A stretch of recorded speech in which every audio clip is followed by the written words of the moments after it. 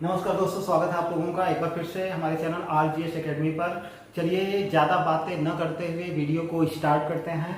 और अभी हम लोग पढ़ रहे थे एंशिएंट हिस्ट्री। एंशिएंट हिस्ट्री में मैंने चंद्रगुप्त मौर्य को पढ़ा दिया है। चंद्रगुप्त मौर्य तो क्लियर हो गया है। आज का हमारा जो चैप्टर है चंद्रगुप्त मौर्य के बाद उसका पुत्र कौन? बिंदुसार। हमारा जो चैप्टर है वो बिंदुसार से स्टार्ट होगा। बिंदुसार, ठीक है। ये कब से कब तक इसने राज्य किया था? तो 298 ईसा पूर्व से लेकर के 273 ईसा पूर्व तक, 273 ईसा पूर्व तक इसने राज्य किया था, ठीक है। अब हालांकि बिंदुसार बहुत बड़ा चैप्टर नहीं है। यहाँ से जो क्वेश्चन आते हैं आईएएस से लेके पीसी से लेके आरओ टीएसटी पीएचडी, यहाँ हो सकते हैं वनडे एग्जाम में जो भी है हमारा लेवल होगा यूपीएससी लेवल ही होगा। तो चंद्रगुप्त मौर्य के बाद बिंदुसार सिंहासन पर बैठता है और बिंदुसार से संबंधित जितने भी फैक्ट्स हैं सारे फैक्ट्स को देख लेते हैं। सबसे पहला फैक्ट इसका ये आता है कि पहली चीज हम ये देखेंगे कि बिंदुसार का जैन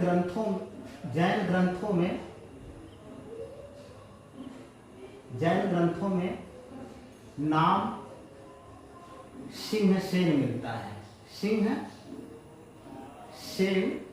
मिलता है।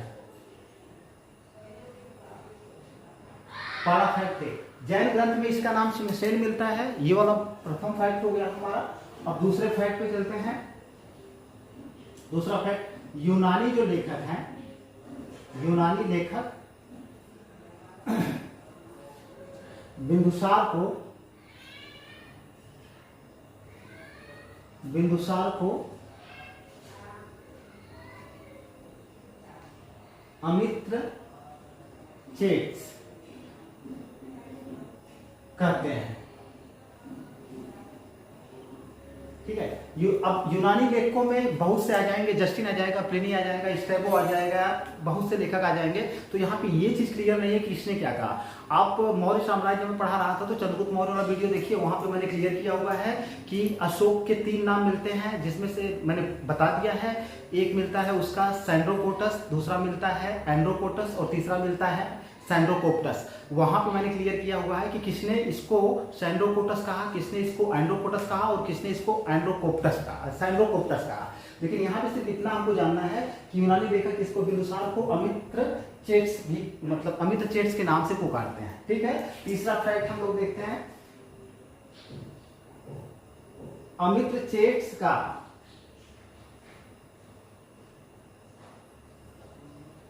संस्कृत रूपांतरण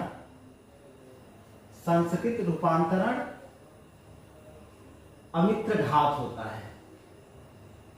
अमित्र घात होता है।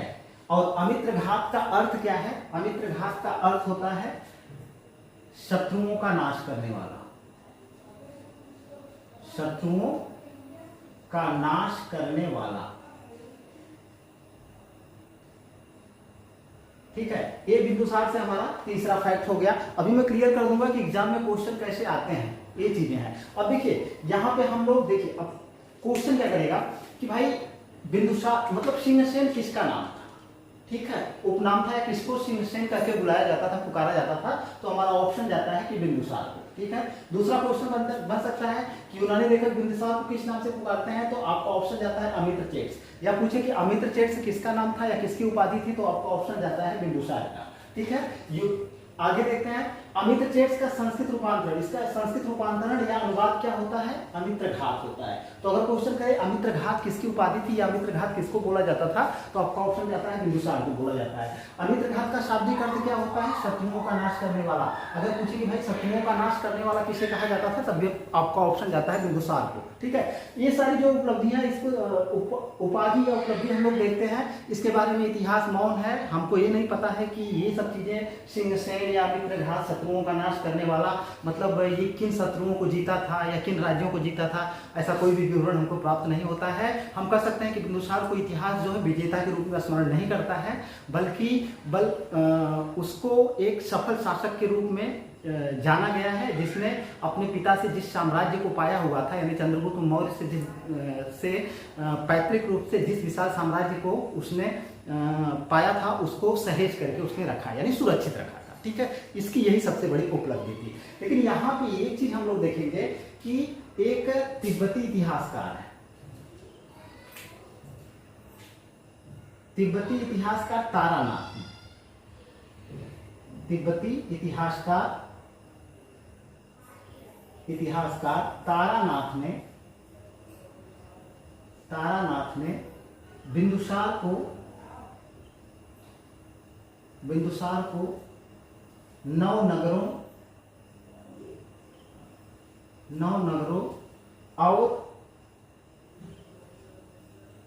और अनेक राजाओं तथा पूर्वी व पश्चिमी समुद्र तट के बीच के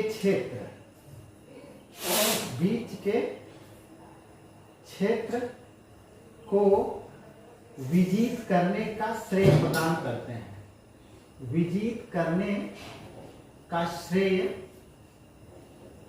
प्रदान करते हैं। देखिए, अब यहाँ पे हमको एक चीज ध्यान में रखनी होगी कि कौन तिब्बती, देखिए यहाँ से क्वेश्चन आया हुआ है कि जो तारानाथ है मतलब कहाँ से संबंधित है, तो तिब्बती इतिहासकार है, ये चीज आपको भूलना नहीं है। और अगर क्वेश्चन करे कि किसने बताया कि बिंदुसार ने 9 नगरों और अनेक राजाओं तथा पूर्वी और पश्चिमी समुद्र तट के बीच के क्षेत्र को विजित किया था, तो आपका ऑप्शन जाता है कि तारानाथ ने कहा है। ठीक है, अब चूंकि इस पर इतिहासकार और कोई ऐतिहासिक कोई ऐसा स्रोत नहीं है जो इस पर प्रकाश डाले, फिर भी इतिहासकार ऐसा मानते हैं कि चूंकि अगर ये मतलब शक्तिशाली शासक नहीं होता तो जरूर इसका राज्य सिमटा होता या शत्रुओं से पराजित हुआ होता, लेकिन ऐसा कुछ भी नहीं हुआ।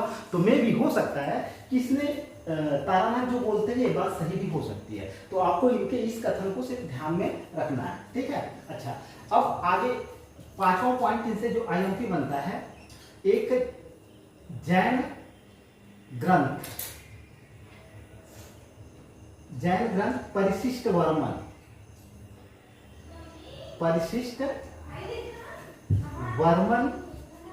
में इसकी माता का नाम, यानी बिंदुसार की माता का नाम दुर्धरा मिलता है। ये वाला फैक्ट आईएमपी है।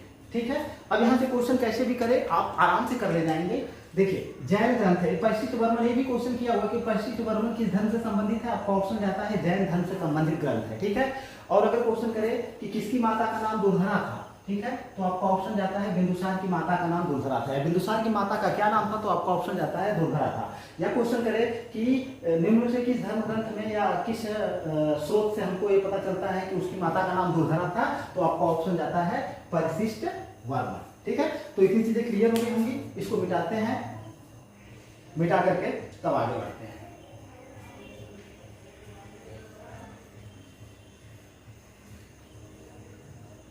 अब 6वां फैक्ट हम लोग देखें। चलिए 6ठा फैक्ट देखा जाए। तो 6ठा फैक्ट इसका ये है कि देखिए, ये इसके समय में ये जो है पश्चिमी एशिया के जो कुछ देश थे, ठीक है, इसने पश्चिमी एशिया के देशों के साथ मित्रता पूर्ण एवं व्यापारिक संबंध स्थापित किया। ठीक है, इसकी एक विशेषता रही है कि इसमें पश्चिम एशिया के कुछ देश ऐसे थे जिसके साथ इसने मित्रतापूर्ण मित्रतापूर्ण संबंध स्थापित किया और उनके साथ व्यापारिक संबंध भी कायम रखे। और इसका एग्जाम्पल जो हमें मिलेगा वो 3 चीजें हैं। 3 लोगों के एग्जाम्पल मैं यहाँ पे दूंगा और आप इन 3 एग्जाम्पल को तीनों एग्जाम्पल बहुत ही VIMP हैं। जैसे कि पहला 7वां फैक्ट में अगर देखा जाए, पहला क्या हो जाता है, एक यूनानी लेखक है स्ट्रेबो के अनुसार सीरिया नरेश एंटियोकस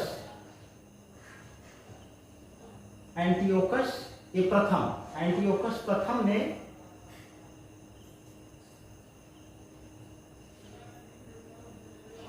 अपना एक राजदूत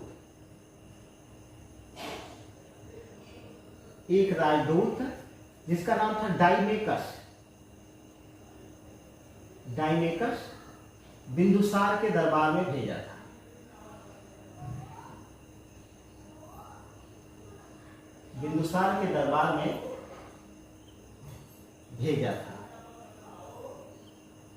एक दूसरा यूनानी लेखक है, 8वें फैक्ट में इसको देख लेते हैं, जिसका नाम है प्लिनी क्या बोलता है? प्लिनी के अनुसार मिस्र के राजा टालमी फिलाडेल्फस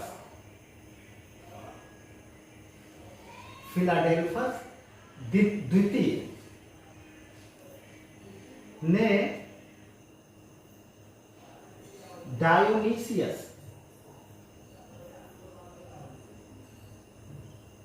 नामक राजदूत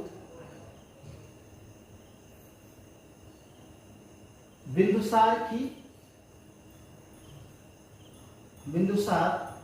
के यहां भेजा था। कह सकते हैं कि यहां भेजा था। एक और फैक्ट देख लेते हैं, 9वां फैक्ट।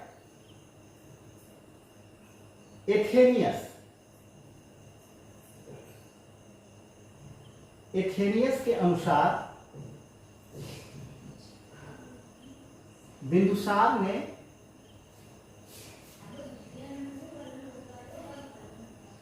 सीरिया के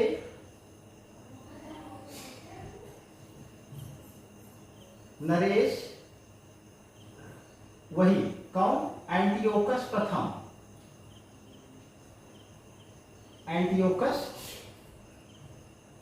प्रथम से 3 चीजों की मांग की थी। 3 चीजों की मांग की थी। पहला सूखी अंजीर,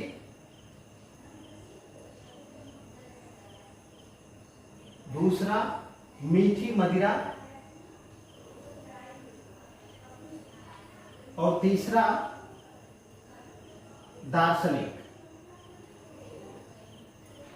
जिसको हम सोफिस्ट कहते हैं। अब यहाँ पे देखिए ये तीनों फैक्ट बहुत ही VIMP हैं, बार बार एग्जाम में आए हुए हैं, इसलिए आपको इन फैक्ट्स को एकदम से याद करके रखना है। अब देखिए पश्चिम एशिया के साथ किसने मित्रतापूर्ण नीति का अनुसरण किया था? ठीक है, तो अशोक ने भी किया था, इसने भी किया था। तो अगर ऑप्शन के हिसाब से आप देखेंगे, हालांकि ये क्वेश्चन उतना IMP नहीं है, तो बिंदुसार है। अब देखिए ये वाली चीज IMP है आप लोगों के लिए। स्ट्रैबो की बात हो गई। स्ट्रैबो क्या बोलता है? स्ट्रैबो कहता है कि सीरिया के नरेश कौन? एंटियोकस प्रथम। क्या नाम था इनका? एंटियोकस प्रथम ने अपना एक राजदूत का नाम क्या है? डायमेकस, बिंदुसार के दरबार में भेजा था। तो यहाँ से क्वेश्चन आए हुए हैं और क्वेश्चन कई बार आए हुए हैं। तो यहाँ से जैसे भी पूरा का पूरा आपको वाकई याद होना चाहिए या दिमाग में रहना चाहिए, तभी इस क्वेश्चन का आंसर दे पाओगे आप लोग। जैसे क्वेश्चन कर सकता है कि बिंदुसार की राजसभा में कौन, दरबार में कौन आया था, तो ऑप्शन जाता है डायमेकस। ठीक है, डायमेकस किसका राजदूत था? आपका ऑप्शन जाता है एंटियोकस प्रथम का। एंटियोकस प्रथम कहाँ का राजा था? सीरिया का। तो ये सीरिया का राजदूत हुआ। ठीक है, और इसका वर्णन कौन करता है, तो आपका ऑप्शन जाता है स्ट्रैबो करता है। ठीक है, दूसरा देखिए, अब प्लिनी क्या बोलता है, प्लिनी कहता है कि मिस्र के राजा टालमी फिलाडेल्फस द्वितीय ने डायोनिसियस नामक एक राजदूत बिंदुसार के यहाँ भेजा था। तो अब यहाँ पे प्लिनी के अनुसार अगर देखा जाए तो कौन सा राजदूत आता है, डायोनिसियस, और कहाँ से, मिस्र से, और कौन भेजता है, टालमी फिलाडेल्फस द्वितीय भेजता है। ठीक है, तो क्वेश्चन को इस तरह से आपको याद करके रखना पड़ेगा, जैसे भी क्वेश्चन करेगा आप आराम से इसको करने जाओगे। लेकिन यहाँ पे मैं एक चीज बता दूं, यहाँ पे विवाद है, क्योंकि ये जो मिस्री नरेश टालमी फिलाडेल्फस देती है, ये अशोक और बिंदुसार अशोक दोनों का समकालीन था, इसलिए कुछ इतिहासकार इसको कहते हैं कि डायोनिसियस जो था वो बिंदुसार के दरबार में नहीं बल्कि अशोक के दरबार में आया हुआ था। और ये क्वेश्चन एक दो बार पूछा गया है और आयोग ने इसका आंसर अशोक माना है कि नहीं, ये जो डायोनिसियस है ये अशोक के दरबार में आया था। तो एक चीज आप लोग हमेशा ध्यान रखेंगे कि अगर ऑप्शन में अशोक है, डायोनिसियस के बारे में बता रहा हूं, तो आप ऑप्शन क्या चूज करेंगे, आप सीधे अशोक को। ठीक है, डायोनिसियस अशोक को। अगर अशोक ऑप्शन में नहीं है तब आप कहाँ जाएंगे, एंटियोकस मतलब बिंदुसार के यहाँ जाएंगे। ठीक है, तो ये कंफ्यूजन नहीं होना चाहिए। आगे देखिए, एक और यूनानी लेखक है जिसका नाम है एथेनियस। ठीक है, एथेनियस क्या बोलता है कि बिंदुसार ने सीरिया के नरेश वही एंटियोकस प्रथम से कितनी चीजों की मांग की थी, तो आपका ऑप्शन जाता है 3 चीजों की मांग की थी। किससे मांग की थी, एंटियोकस प्रथम से यानी सीरिया के नरेश से। ठीक है, किसने मांग की थी, बिंदुसार ने। क्या क्या चीजें, एक सूखी अंजीर जो फल होता है, मीठी मदिरा और एक दार्शनिक। ये 3 चीजें आपको याद होनी चाहिए। जैसे क्वेश्चन कर सकता है इनमें से किसकी मांग बिंदुसार ने करी थी या किसकी नहीं करी थी, तो ये तीनों ऑप्शन आपको याद होना चाहिए, सूखी अंजीर, मीठी मदिरा और दार्शनिक। ठीक है, लेकिन यहाँ पे एक चीज ध्यान देने वाली बात है कि सीरिया नरेश एंटियोकस प्रथम ने ये दोनों चीजें इसको भिजवा दी, सूखी अंजीर दे दी और मीठी मदिरा भिजवा दी, लेकिन दार्शनिक को नहीं भिजवाया और प्रेम पूर्वक यह काला भेजा कि हमारे यूनानी कानून में, रोमन कानून में दार्शनिकों का क्रय विक्रय नहीं किया जाता है। तो आपको याद होना चाहिए कि मांगी तो 3 चीजें थी, लेकिन अगर क्वेश्चन करे कि कौन सी चीजें उसने भिजवाई थी या कौन सी चीजें प्राप्त की थी, तो सिर्फ 2 चीजें, एक ये सूखी अंजीर और एक मीठी मदिरा। ठीक है, तो मुझे लगता है ये सारी चीजें क्लियर हो गई होंगी। एक बार और मिलाते हैं, फिर बिंदुसार वाला चैप्टर छोटा सा है, क्लोज हो जाएगा। यहीं से क्वेश्चन आपके आते हैं एग्जाम में। ठीक है, बाकी प्रशासनिक व्यवस्था की बात करी जाए तो इसमें चंद्रगुप्त मौर्य की प्रशासनिक व्यवस्था का ही अनुकरण किया था। अपने राज्य को प्रांतों में बांटा हुआ था। ठीक है, और प्रत्येक प्रांतों में इसने उपराजा कह सकते हैं, उपराजा या जिसको वायसराय भी बोला जाता है, वायसराय की नियुक्ति करे। ठीक है, एक जो सबसे आयोगिक फैक्ट है, एक बौद्ध धर्म का ग्रंथ है दिव्यावदान के अनुसार, दिव्यावदान में उल्लेख है कि बिंदुसार के समय में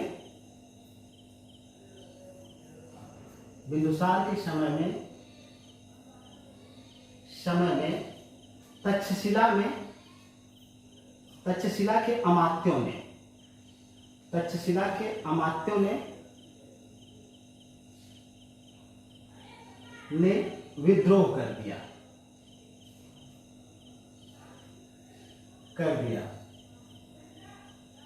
जिसका दमन करने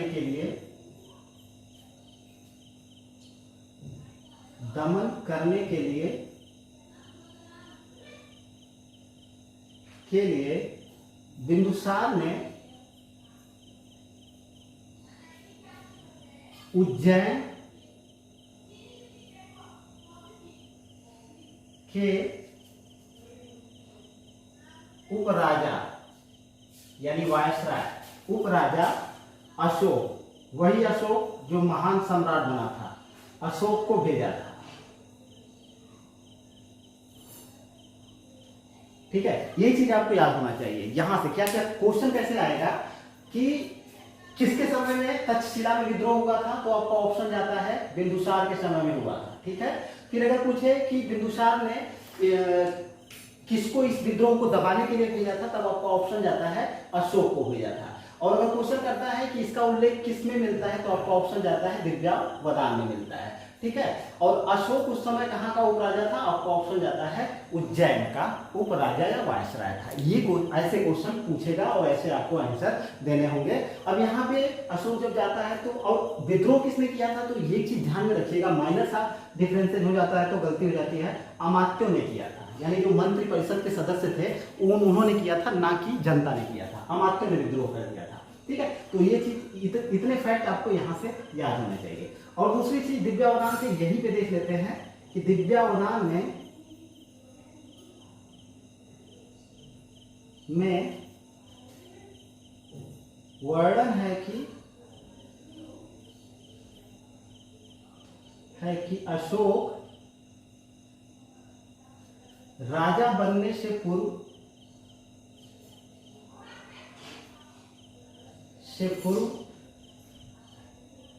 अवंती का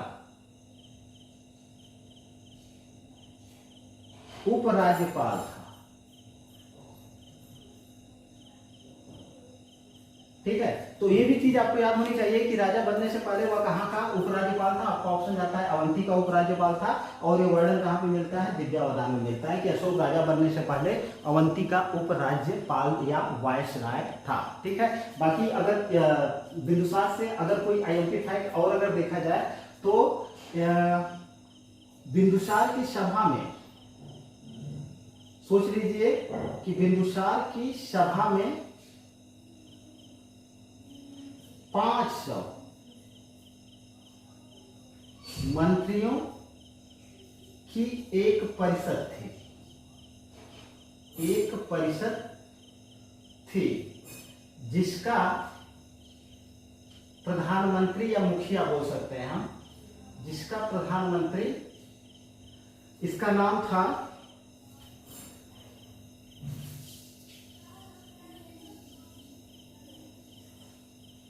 खल्लाटक, ऐसे करके कुछ नाम है, जिसका प्रधान खल्लाटक था,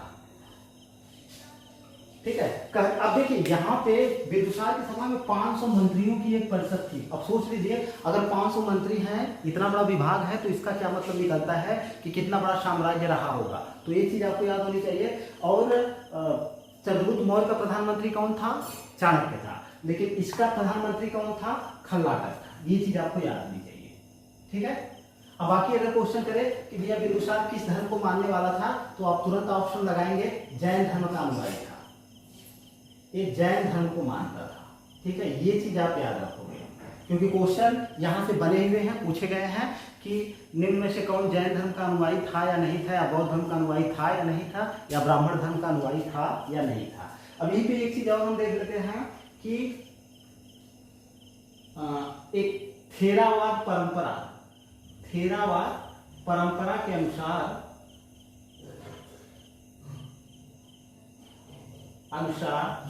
बिंदुसार ब्राह्मण धर्म का अनुयायी था।